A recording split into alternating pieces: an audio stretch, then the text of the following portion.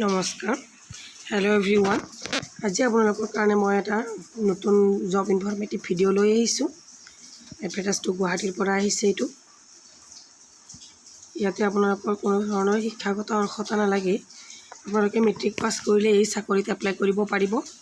ক'ত কেনেকৈ কি এপ্লাই কৰিব লাগে গোটেইখিনি ডিটেইলছত মই জনাম গতিকে ভিডিঅ'টো স্কিপ নকৰাকৈ প্ৰথমৰ পৰা শেষলৈ চাই যাওক আৰু চেনেলটো যদি ছাবস্ক্ৰাইব কৰা নাই ছাবস্ক্ৰাইব কৰি লওক চাওক advertisement date Guwahati the 22 July 2026 application in the standard form of application as published in part 9 of Assam Gazette আপোনালোকে ষ্টেণ্ডাৰ্ড ফৰ্মত এইটো এপ্লাই কৰিব লাগিব আৰু ইয়াতে কন্ট্ৰেকচুৱেল হয় এইটো চাকৰি ইয়াতে এটা পোষ্ট আছে ড্ৰাইভাৰৰ আনটো পোষ্ট আছে অফিস পিয়ন গতিকে আপোনালোকে গমেই পাই গ'ল কি পোষ্ট আছে এটা হৈছে ড্ৰাইভাৰ পোষ্ট আনটো হৈছে অফিস পিয়ন তাৰপিছত ইয়াতে আপোনালোকৰ কি শিক্ষাগত অৰ্হতা লাগিব মই প্ৰথমতে কৈয়ে লৈছোঁ যে শিক্ষাগত অৰ্হতা মানে আপোনালোকে মেট্ৰিক পাছ কৰিলে হ'ব তথাপিও মই ডিটেইলছত জনাই দিছোঁ চাওক এক নম্বৰ পোষ্টটো হৈছে ড্ৰাইভাৰ মিনিমাম কোৱালিফিকেশ্যন ইয়াতে লাগিব candidates must be 10 pass standard pass মানে আপোনালোকে মেট্ৰিক পাছ হ'ব লাগিব মান্থলি স্যালাৰি আপোনালোকৰ হ'ব 15,000 আৰু ড্ৰাইভিং স্কিল টেষ্ট ফলোড বাই ভিভা ভইচ ইণ্টাৰভিউ আপোনালোকৰ ডাইৰেক্ট ইণ্টাৰভিউ হ'ব এইটো আপোনালোকৰ স্কিলৰ ওপৰত ড্ৰাইভিং স্কিলৰ ওপৰত টেষ্ট হ'ব 2 নম্বৰ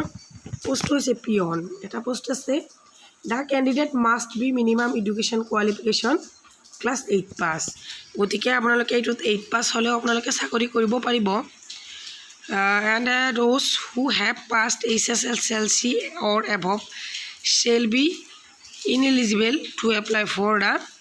side post যিসকলে মানে 8 পাছ হ'লে আপুনি এপ্লাই কৰিব পাৰিব ইকুইভেলেণ্ট আপোনাৰ আৰু SSLC বা HS আপোনালোকে যি পৰীক্ষা দিছিল পৰীক্ষা বেয়া হ'লেও আপোনালোকে এইটো পোষ্টত এপ্লাই কৰিব পাৰিব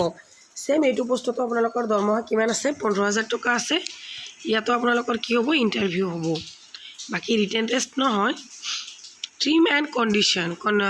candidate must B N Indian citizen আপুনি ইণ্ডিয়াত বসবাস কৰা হ'ব লাগিব 2 নম্বৰত কৈছে ইয়াতে আপোনালোকৰ 40 বছৰ 18 বছৰৰ পৰা 40 বছৰৰ ভিতৰত হ'ব লাগিব 3 নম্বৰত কৈছে appointment shall be properly temporary and contract basis and does not entitle the person to the regularized of government science চাকৰিটো প্ৰাইভেট মানে কন্ট্ৰাকচুৱেল বুলি কৈছে temporary after expiry of the contract period to 1 year 1 বছৰৰ কাৰণে কন্ট্ৰাকচুৱেল হয় এইটো পিছলৈ আকৌ